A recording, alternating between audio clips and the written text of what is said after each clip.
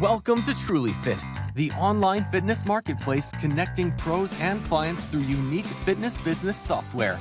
Rocky, thanks for joining the TrulyFit Podcast. We talked a little bit on the front end here, but why don't you give the listeners and the audience a background, a bio on who you are, your credentials in the industry, and what exactly you do in health and fitness? Basically, I am a gym rat, and I have been that way since my teenage years. I used to think that working out was boring until somebody actually put me under their wing.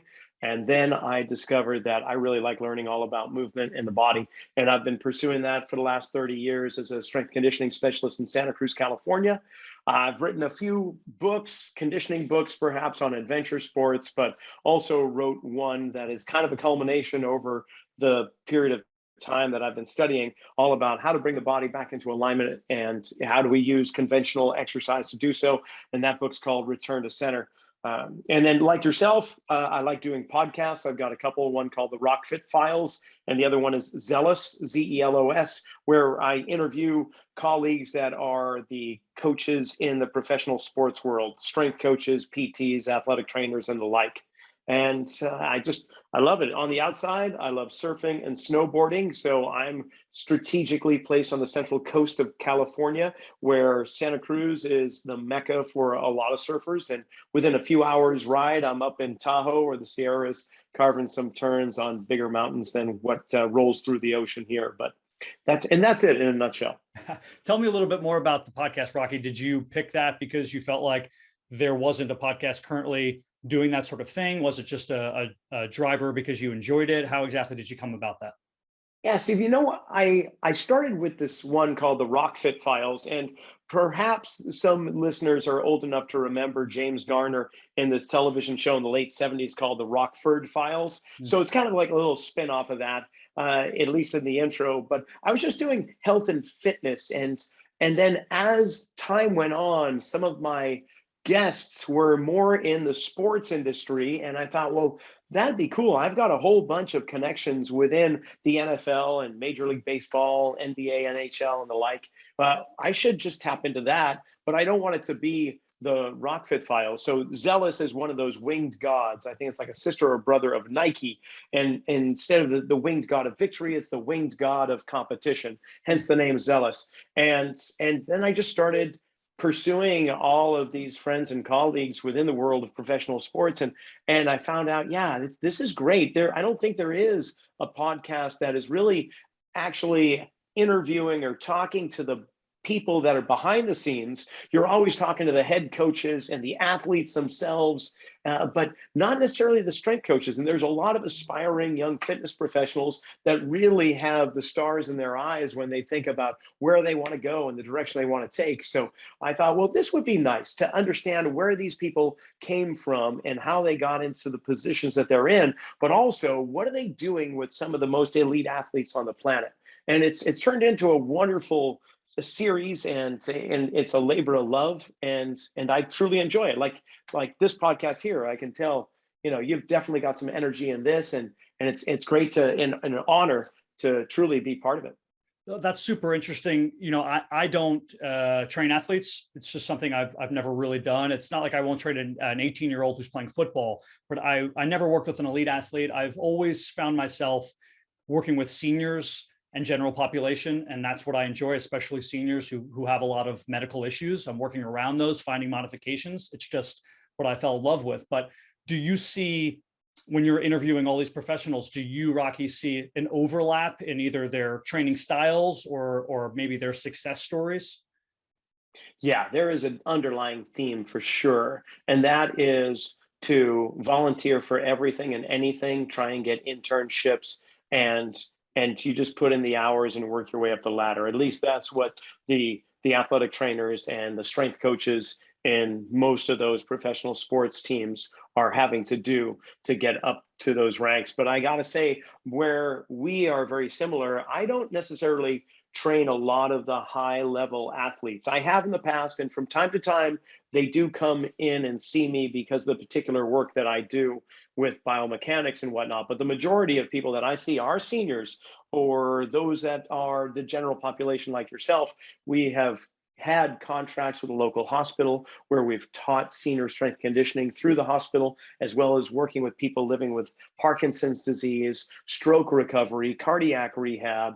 We've got a really wonderful kind of networking with our local orthopedic surgeons, and they send people our way prior to the thought of them having to go under the knife. So it's a romantic idea to train Olympians, right? And to be the trainer of Michael Jordan or LeBron James or whomever. But it's one of those things that where I live in California, we are far enough away from the large cities where the sports are that I gave up on that kind of pursuit a long time ago, because I found that getting someone who can barely walk through the door and working with them for about an hour and having them almost skipping out, that's a powerful thing, that you've just given the gift of movement to somebody. And it doesn't have to be that they're trying for this year's gold in the Winter Olympics, because they're living their own world, and you just opened up, you've given them a key to the jail cell that unfortunately they were living in. And now they have this sense of freedom that the world's their oyster. And to be a guide in that, man, I couldn't have asked for anything better. Yeah, I don't know what it feels like to train an Olympic athlete, but I feel like I'm just as happy getting my 81-year-old client down on the ground to play with their grandchildren and back up if that's their goal. And I think we need more people who are willing to do those sorts of things. I think it's harder doing what you're doing, what we tend to do with the general population. It's easy to train the pros because of the compliance level. They buy into what you're doing and they put their faith in you. They're going to do everything you say. But that's their career, that's their job, so they better well do that. Compared to somebody that's in the general population or that's in the third stage of their life and they want that longevity to play with their grandkids on the floor and so on. They have a lot of things going on in their world and they're not being paid to play. So oftentimes things take priority that probably should be lower on the totem pole than what they really should be focusing on. So how do you get them to do the things, to encourage them to do the things you know they need to do in order to get the happiness that they seek? That's a lot harder. What you're doing is 5 to 10 times harder than working with any of the pros. Well, I appreciate that. Having not really worked with many of them, we assume the other side sometimes is harder, but it does make sense. You're right. The compliance level, I never really thought about it. You have people who are already bought in, who are willing to give it all up for that one goal. Meanwhile, when you're dealing with general population, you have to understand that their lives are centered around work and family and all of these other things. And a lot of times, unfortunately, health is a secondary thing we have to coach into them, for lack of a better term. Exactly.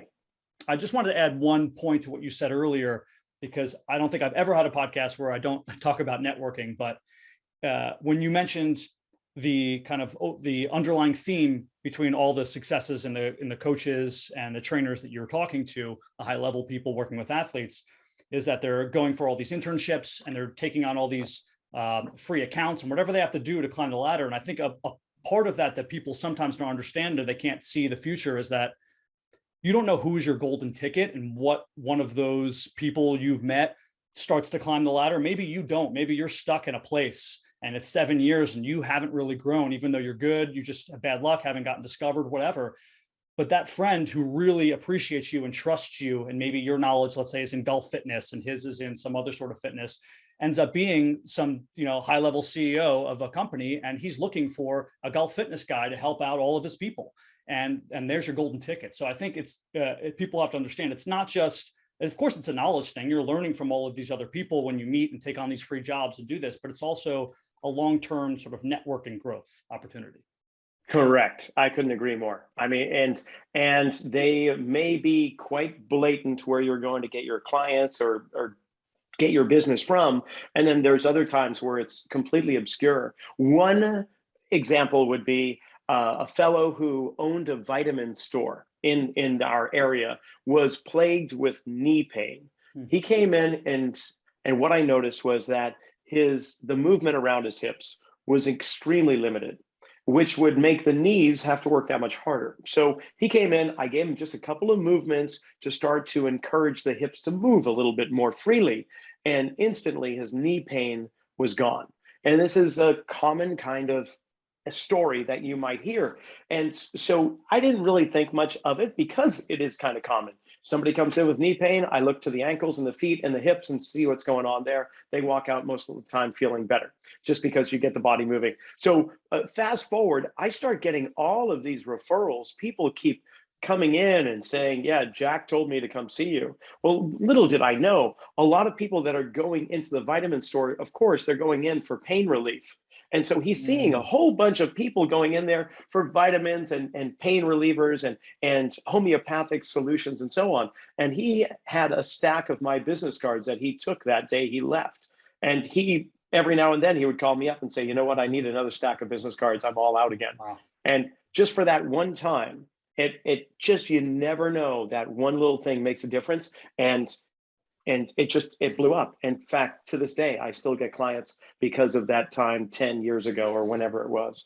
That's a great story. And I feel like, Rocky, most trainers will have a similar story along their path of success, right? Something happened. There was some sort of trigger. For me, it was I filled in for a TRX suspension training class, somebody last second. One of the ladies in there happened to own like a big hairdress shop. And, if you're doing hair, nobody talks more than the people who are sitting down doing hair together. So, before you know it, I did a good job. She passed all my cards out. And that was sort of like, the spark, the igniter, the catalyst to how I grew in my career. And again, I'm sure a lot of trainers have those sorts of stories, but it's all about being able to be willing to step in to that and take over that class, or to step in on or run a free assessment in a park so that you're getting to meet 20 or 30 people. And one of those people decide that, you're the guy they want to hand their business card out to everybody. Yeah, in fact, my studio, where it's located, our neighboring business in the same building here is a hair salon. And honestly, to any burgeoning fitness entrepreneur who's looking to open up their own studio, you couldn't do better than positioning yourself right beside a busy hair salon. Because like you said, people talk, they start to see it, and it will trickle in. Eventually, it may take a few months or a year, but people start watching. I understand where I was located, I had some great visibility in terms of drive-by traffic.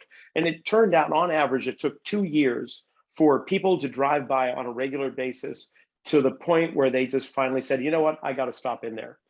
2 years of driving by on a daily basis. So it takes what it takes. But you can position yourself quite well in the world of fitness to be successful, depending upon who you surround yourself with. Yeah. And, we have a lot of other things to talk about here, but it's hard not to continue down this rabbit hole a bit. I always preach to everybody, whoever comes on, whether they're in nutrition or fitness or health or some sort of related field, that the future of this is to really have people not have these scalable programs, but rather have a smaller set of clients they really care about and are doing a really good job with, because they're becoming, unfortunately, the barrier to entry is very easy now in the fitness industry. And that's another whole conversation. And I think, everyone wants to scale. And they're just thinking about numbers, right? How many followers do I have? How many people can I reach? What is one easy blanket program I can send to thousands of people, instead of saying, how can I really help 8 people, and those 8 people will be with me forever because of what I did for them. And that's really how you grow your business. Yeah, it is about relationships and creating really long lasting ones. I agree. So let's get into the topic I had you on to discuss thoroughly today. And that is talking about traditional and conventional wisdom in strength training. Can you maybe just give a brief definition of what people consider to be conventional wisdom concerning strength training, or major issues or in the industry that you see? Yeah, some of the things that have been promoted to us over the years are, you want to work on the major muscle groups of the body, and working from the larger muscle groups down to the smaller groups. And typically you would find a program that is focusing on certain areas of the body on one day, while the next day you're focusing on different areas. And they're often broken up in terms of major muscle groups, like, this is my chest shoulder day, this is my leg and arm day, this is my back and ab day, or whatever the case may be. But that's one of those things. And also, it's just strength in itself, that in order for us to get bigger muscles, we need to lift heavier and heavier weights. So it's all about just how much can I lift? How much can I pick up and put back down again? And those I would say are on the top of the pyramid when it comes to conventional or traditional thought when it comes to strength training. Yeah, you may not agree with this one. I don't know, but I think a third might be, no pain, no gain, which I don't necessarily agree with. I mean, if it's from a sort of a macro perspective, meaning like no pain, as in like you need to put in effort, then I agree with it. But if it's actual pain, I don't agree that you need pain to get gains.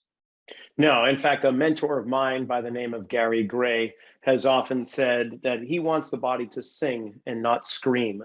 And I think that's a great kind of motto to live by. You want the body to feel alive, vibrant, and feel like it wants to move. You don't want the person to finish a workout and feel like they have to bend over double in the bushes and just let that morning's breakfast go out their mouth, or they have to go and lay down on a couch for several hours or go take a nap. That's not really, I mean, you got to really check in with what the true goals are. If that's kind of your mentality, yeah, the no pain, no gain goes along with that whole thing. Getting the point, it's interesting too, Steve, because we are now in a society that is more sedentary than any in history. And so in order to offset that with weight gain and everything else that comes along with a sedentary lifestyle, suddenly we're seeing high intensity programs up the mountaintop. I mean, it is just all over. You're looking at, we had the P90X and we had the insanity workouts, and then CrossFit, of course, started out in 2000. For the last 20 years, there's been that push. And then the Spartan races, as fun as they can be, the Tough Mudders, all of these are truly intense, highly intense programs for a nation that is becoming less and less active, which really you wonder, what is that recipe? And that's really a recipe for disaster in my head, because that's like taking an old beat up VW Bug and throwing a Formula One race car engine under the hood. And let's just see what this puppy can do. And sure, it may be able to go fast and go around around the track for so many laps, but eventually that chassis is going to start to break down and things are going to fall off that poor thing. And I think that's what we're seeing. We're seeing a lot of non-impact or non-contact injuries, not just in sports, but just in general. How many people are in the gym who have these neoprene sleeves over their elbows, over their knees, are wrapping something around their body because they've got some pain? Most people are walking in pain or being in pain, and they don't realize that their programs that they're doing at their gym are probably exacerbating their situation. Yeah, and I mean, I would add that I believe that is what I would call naivety on their part, and really not their fault all the time, right? It's the people who are pushing these other programs to them. Like, for example, anecdotal experience here, my sister's 39 and she probably needs a knee replacement sooner rather than later. She's not overweight by any means, but she had probably not worked out at all in her 20s, and in her 30s just jumped into insanity and was probably doing it twice a day. And it's a lot of impact. And she certainly had muscle imbalances leading into it, having not worked out prior to jumping into it. And I know that's what led to her knee problems moving forward. And I don't think that she is too far from the general public, who also, like you're talking about, fell into the same trap where they thought, okay, let me go from 0 to 60 here. Let me go from not doing anything to pushing my body beyond its limits because I can lose a lot of weight, not thinking, well, there's a trade-off here. You might be losing a lot of weight, but you're also doing long-term damage by not looking at the whole body. Yeah, I mean, exercise in general, strength training, and you can throw in those other programs you mentioned, that's a repetitive stress, right? A repetitive stress on the body. We even count repetitions, how many reps, how many sets, what's my volume of work? When really, if we were just step back and look at that for what it is it no wonder that we're seeing repetitive stress syndromes that are popping up? Somebody's got elbow tendonitis, tennis or golfers. Somebody's got rotator cuff issues or a labral tear. Somebody's got some runner's knee or patellofemoral syndrome or hip bursitis or sciatica, low back pain, inversion sprains. All of these things can be attributed often to the repetitive stress that continues on when we're talking about fitness. And of course, the natural inclination for somebody who feels good when they're doing something is to do it more and not to necessarily change it, because why change it when it's working and making me feel better? But you get any guy in the gym, and woman for that matter, you ask them what's in their program, and there's almost always going to be, in terms of strength training, there's going to be easily 2 or 3 exercises that they're always going to mention. And I'll throw that out to you. What do you think those are? Bench press, back squat, deadlift. There you go. Yeah, those are the powerlifting competition lifts, right? So that's where our exercise world has come from. It's come from bodybuilding, which is all about isolating the body for aesthetic purposes, for looking better naked in the mirror, and powerlifting, which is how much can I lift and put down again compared to somebody beside me. And that's really, you can throw in Olympic weightlifting, I guess, into that too. That is the fundamental foundation for the Western traditional workout. And none of that is about bringing the body into a balanced state, improving alignment, improving joint function. It is something that, if it is there, is very secondary or somewhere down the scale. The primary purpose for today's workouts in the gym are, can I look better and can I have bigger muscles? Can I produce more force? Any means possible. Yeah, I mean, ask Ronny Coleman how he feels today. I think he's had 8 spinal fusions, and he's a mess, right? And all of these bodybuilders and Olympic lifters, if you look at them in their 60s and 70s, if they make it there, and most of them don't, are in horrific shape because the body's not meant for that. Certainly not at all ages. I don't specialize in this. I could maybe foresee why a 19-year-old athlete would do some of these things if it pertained to his or her sport. Maybe I would argue that there's other ways to train them. But again, the gym goers who are naive, who think that the antiquated Arnold Schwarzenegger way of moving in one plane of motion to build my muscle and shorten my muscle only is, again, that they're going to learn a lot when they're, unfortunately, the wrong way 40 years from now when they're in pain. Well, that's just it. It takes a while for most people to experience the errors of their youth, maybe we'll say that, or the actions of their youth. And I'm no exception to that. I did a lot of those exercises growing up in the 80s and 90s before functional fitness started rearing its head a little bit. There was a lot of machine-based exercises in the health club, which many clubs still have upholstered machines where you can comfortably sit and do movements that you actually will never do in a regular day. But for some reason, we're told that this is what we need to do. So there needs to be a re-education. There needs to be a little bit more exposure to what it is that true fitness really is, and what it means to have a fit body that is able to do what you would like for a long time to come. And when you say re-education, do you mean, I'm not putting words in your mouth, I'm asking, do you mean specifically for the fitness professionals as opposed to the general population, like explaining maybe through the National Academy of Sports Medicine or these certifications that, hey, we need to focus on whole body approach and maybe not just doing movements in the frontal and sagittal plane and that sorts of thing? Or do you mean we need to really educate the entire general population to this? I think a smattering of both would be appropriate. Already the NSCA, NASM, IDEA World Conventions have a lot of that information out there, multiplanar, triplanar movements, and what's really important. But it takes a while to filter down into the certified professionals that may not go to the conferences, that get certified and they do little continuing education things around their neighborhood. And now with a whole bunch of information on the internet, it's kind of dangerous because there's a whole bunch of information on the internet. Some of it is really accurate and worth its weight in gold. And the other stuff is put out by fly-by-nighters who are still living in the past with just fitness competitors. Or, I mean, it's great. When you're in your 20s, you should be looking for your soulmate. I mean, that's it. I mean, from teens to mid 30s, you are going to be training because you want to go down to the beach and find Mr. Goodbar, Mrs. Right, or whoever you want to call. So I can see that. But after a while, you find your soulmate. Hopefully, you create a family or whatever path you want to be on. Your career is off and running, and those times that you play and the amount of sports you do is probably limiting, and your body's going to start to feel the effects of these changes.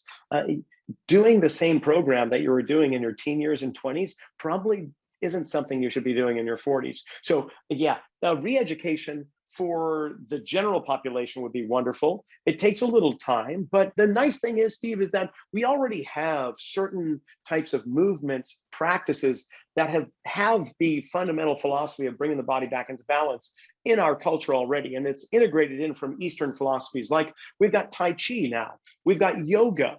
And traditional yoga, I'm not talking California fusion yoga where you have to balance on top of a goat or something. I'm talking like Hatha or Iyengar, these traditional approaches to yoga, where it is all about aligning your body, and whether or not you get caught up with calling it chakras, energy meridians, or just your body, it doesn't really matter. You're just trying to bring your body back into balance. There's martial arts, there is chiropractic medicine. All of these things have that same fundamental center in which we bring the body back into that place of balance and things start working better. Now we just have to find a way to have the traditional approach to strength training, the Western approach, start to take on more of that and more of those attributes, more of that philosophy.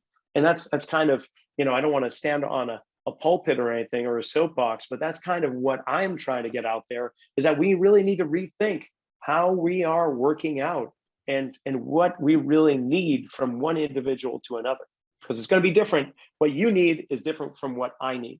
Yeah, I couldn't agree more. And I explain it a lot to my clients in the general population, much like finances.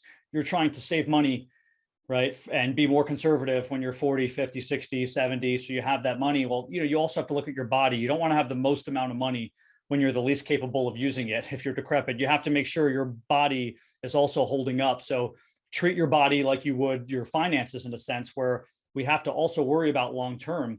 And part of that is different movements, different modalities. I teach reformer Pilates. I don't currently, because I just have too many projects going on, but I'm trained in it. I taught it for years. And I found that men over the age of 40 loved it because it was such a new modality. Especially, I work with like a lot of golfers, and they were able to stay strong, focus on their core, focus on engaging muscles. And it was different. It wasn't just, picking up a bar and dropping it on the ground. And I think, as we get older, we need to learn the new modalities and focus more on movement and less on weight. Yes. Yeah. The thing that a lot of people don't understand, and it's almost like witchcraft when you explain it to them, is that the brain is always the governing wire when it comes to how strong you are, because the brain controls the muscles, and the brain is going to protect the body the best it can. So if the brain is interpreting that the body is not in the best position to exert a lot of force, it will not allow the muscles to exert a lot of force. The better we get into a more balanced place, the more likely the brain is going to say, oh, we can actually produce more force in the muscles that we have. So then, if that's the case, which it is, it's called an arthrokinetic reflex, and it's part of our autonomic nervous system, where the brain is always fluctuating how much force the muscles can generate based on any given moment. So if that's the case, then we got to wonder, well, what is strength? Is it really just how big our muscles are? Or is it the efficiency of our brain to send proper messages to the muscles? So I, in essence, can take somebody and give them a few movements that bring up their strength levels in real time, like as fast as nerves travel. It doesn't take weeks and weeks to hypertrophy the muscle, meaning growing the fiber size to make the muscles bigger. That is the priority in most strength cultures now, is we need to get hypertrophy in the muscles, when that is just one part of how the body can get strong.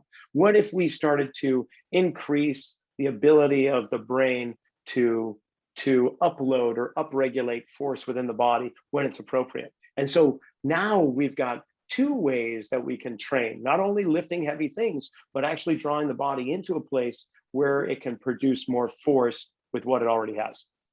Rocky, can you walk me through maybe your client experience? So a client comes to you, maybe they're in their, I don't know, mid 40s, early 50s, and they're just general population. They have issues, maybe arthritis, low back pain. They don't really work out. Do you do like an initial assessment? How do you go about this process? Yes, I do initial and continual assessments. In fact, everything they do, I am assessing. Every movement that they do, I'm assessing. But initially, when they come in, there's a couple things that everybody should be able to do. And one is, for the most part, for those that can stand, I want to see how a person stands in the presence of gravity, meaning what is their posture doing? Because that brain that we just spoke about, it's also trying to balance over the 2 feet that the body is standing on.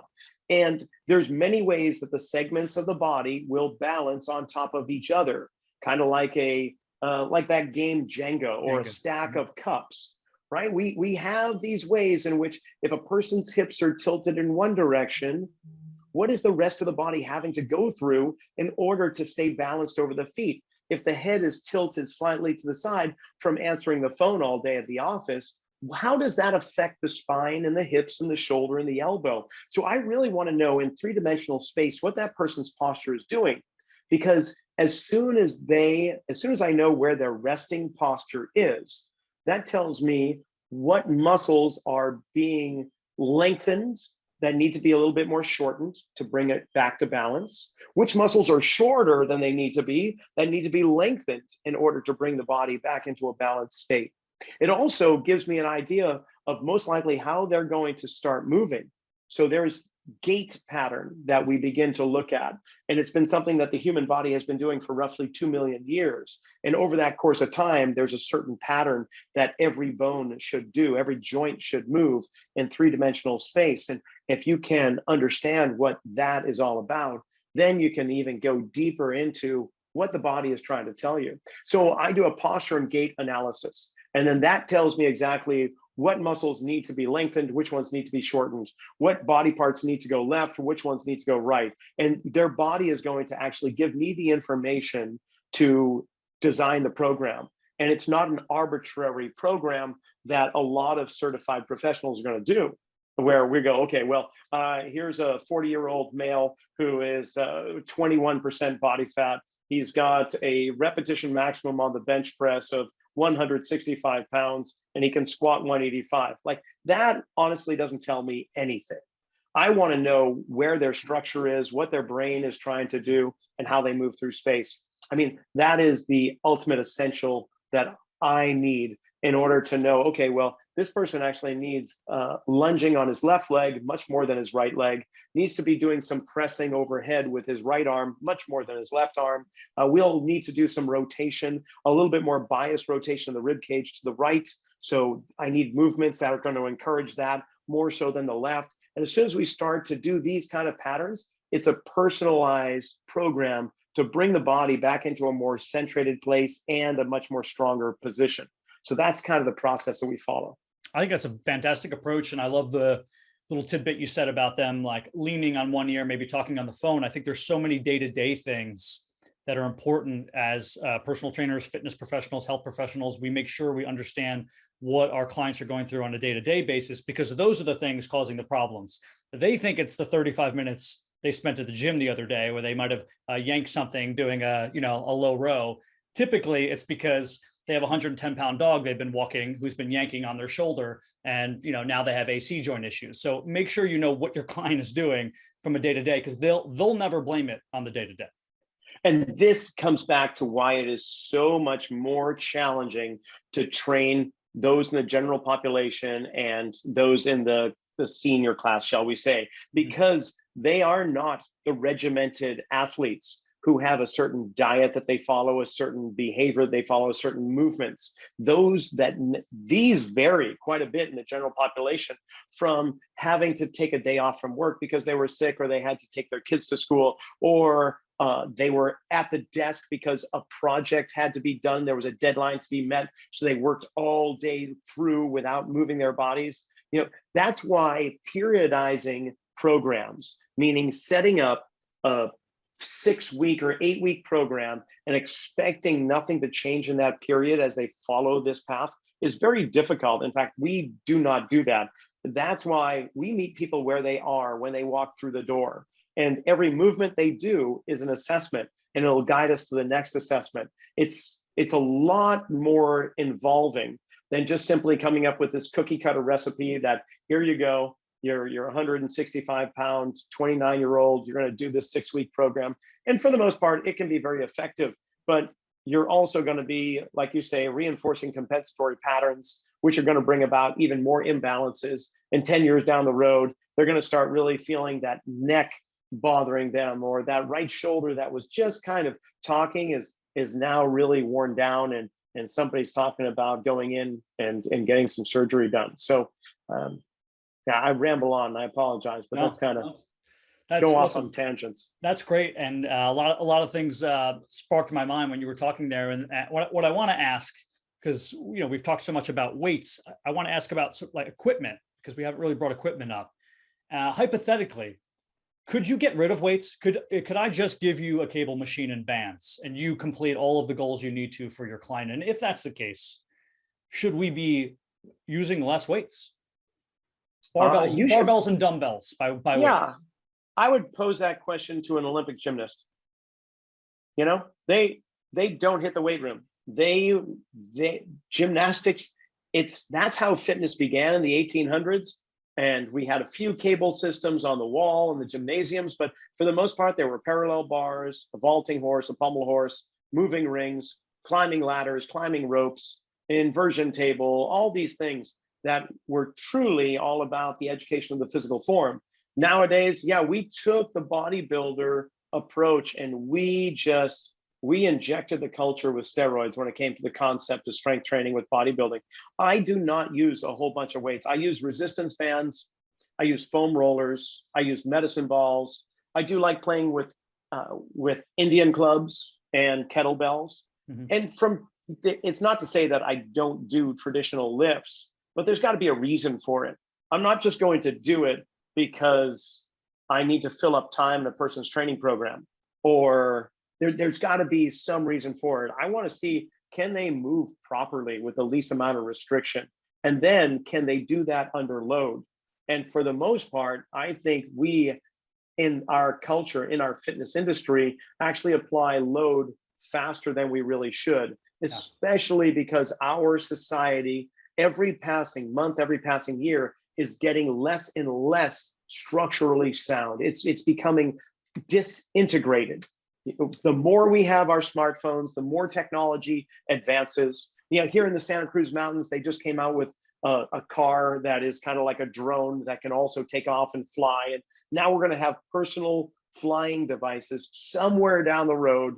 And the need for traveling on both feet is going to be less and less. We've got one wheels, we got hovercrafts, we got segways. I mean, it's just remarkable how little you actually have to move your body in today's world. And so the fitness industry, I don't think we are taking that into consideration very well when it comes to program design. We're still living back in the 70s and 80s with the programs there and not taking into consideration the fact that every year somebody's going to come in with less and less proper posture, weaker frame. Yeah. I think it's important too, like you're doing, is to question these things, right? Like, why are we doing these movements? Oh, because they did it in 1965 and we were taught it in gym class, and then that's the only movements we know, and that has to continue in the industry, because I'm sure there are things that I did wrong at some point, or maybe that I'm still doing wrong, and I'll figure them out and I'll do them differently, but we have to question them. That's the only way we'll get there. Even, so I don't use the NASM OPT model. I don't have a huge issue with it, but they teach stabilization at the bottom, and I work with seniors, and that doesn't work for me because a lot of these seniors have muscles that are completely atrophied and they don't know how to engage a muscle yet. So for me, I rather actually put them on a machine, put them with really light weight, but allow them to understand, okay, when I'm pushing out, these are the muscles I'm engaging, right? When I'm squatting, these are the muscles I'm engaging. And this is after assessments. This is after body weight stuff. But sort of my second step is to make sure that they understand what muscle is firing when they're doing an exercise. And for the stabilization, it's just, it doesn't work that way. There's too much going on. There's too much going to the brain, too many afferent and efferent neurons right away. At least that I find with my seniors. So I feel like it's, we can't just be dyed in the wool. Somebody says it who has credentials, and then we believe it. We have to test these things out on our own, and sometimes, push whatever the limits are, even if it's taboo. Yeah, I couldn't agree more. The most important question is why. And the moment you stop asking that question, you stop learning, you stop understanding. So, and then also the whole push to stability. I mean, that's been around for a little while now, but it's amazing that everyone is all about bracing, brace. You got to be stable. Well, excuse me. That's great if you're a power lifter about to squat 200 pounds on your shoulders. You better be stable there. But if you're grandma who has to go down and reach in to get her laundry load out of a dryer, or front loading, or has to bend on top of a top loading dryer and lift things out of it, you need to be dynamically stable. We need to be able to move in three-dimensional space, stop and come back, or stop and go somewhere else. The spine is not one bone. We're not trying to wrap everything around one solid object. The spine is 24 segments that are meant to move in different directions. So dynamic stability is the place where very few people are talking about right now. It's all about static stability. How long can you hold a plank? What can you do in these different plank positions? When in fact, really, I would much rather see grandpa on both feet and taking a rubber band, and I want to see you reach down toward the ground or reach up over your head, or can you just hold on to it and walk around with a little resistance? Can I put the band around your hips and have you just march in place with the band off to the side or in front of you or behind you? Let's just start to kind of wake up the muscles that need to keep you on both feet, right? So that's kind of where I go. Yeah, the whole stability push is like reading a book, but only reading the odd pages. You're missing half the story. Yeah, I couldn't agree more. And to have sort of a training model in which you don't even know what the client is yet or the client's goals seems odd to me, because you can't really deal with everything the same way. Now, insofar as having an assessment and having a conversation before the training sessions start, yeah, okay, that's it. But after that, I mean, it's a blank page, because people are different, goals are different. You never know what you're dealing with. And I think not having that mentality, you're eventually going to run into a problem where you're going to see, well, this doesn't work for them, and it's going to be an eye opener, and then you're going to have to shift how you do things anyway. So you might as well treat it as a blank page now and know that each client is different, and you can't just have a blanket program. True. I mean, there will be trainers that just have a blanket program, and I would say 60% of their clients, and being generous, 60% will really benefit from that program if it's worth its weight in gold, right? It's if they have the basics of human movement in it. But then what about that other 40% that, oh, this bothers my back, I can't do this, or they get injured because these programs were not developed for their particular ability to move and where they are in space. Well, if you're a trainer, you've just got to be wondering, well, am I okay with that, with just being somewhat successful? And for me, I prefer to create individualized programs based on the person and their experiences in life and their goals that they want to achieve. And because of that 60% goes up a lot higher. With the current state of fitness and Instagram and all of these other things, are you glass half full that things are going to turn around and be maybe more of what we were talking about? Or do you think that this is just an uphill battle and too much disinformation is being spread? I am typically very optimistic when it comes to everything. I look at life, whether it's half full or half empty, I'm just grateful to have a cup, right? But most of the time, I really look forward to when it's half full. But honestly, Steve, I just gotta say, when it comes to this topic, I do not really feel like there is a bright light in our future. Think of this. what is the obesity rate or the overweight percentage of Americans currently? Have you seen it lately? It's going up. I don't know. I thought it was like 70% or something. I thought it was something around there. Yeah. So 70% of our nation is overweight. And at one point in time, they delineated between those that are overweight and those that are more and considered obese. Mm-hmm. And it used to be that there were more people that were overweight than there were obese. But it wasn't long ago with that switched over. There are now more obese people than there are that are just simply overweight. Yeah. And we have been doing personal training now for 30 years, since the late 80s, 90s is really when personal training came about. Fitness clubs, Jack LaLanne opened one back in the 30s, but really the health clubs started to come around in the 80s. So for about 40 years now, we have fitness clubs and personal trainers, and we are more overweight and obese than any other time in history. So it's not working, is my point here. No one has really come to the forefront to say, I will lead the charge on this fight against the disease of obesity, because it is a disease. It's a pandemic. I mean, we're dealing with one right now, but we've been dealing with the other for the past 30 or 40 years. And unfortunately, how many of the people that are in that obese category actually pursue fitness and go to health clubs or hire a personal trainer? You ask most personal trainers how many of their clients are morbidly or clinically obese. And they, out of their 20 clients that they have, or their 10 clients, you might just find that one of their clients may fall into that category.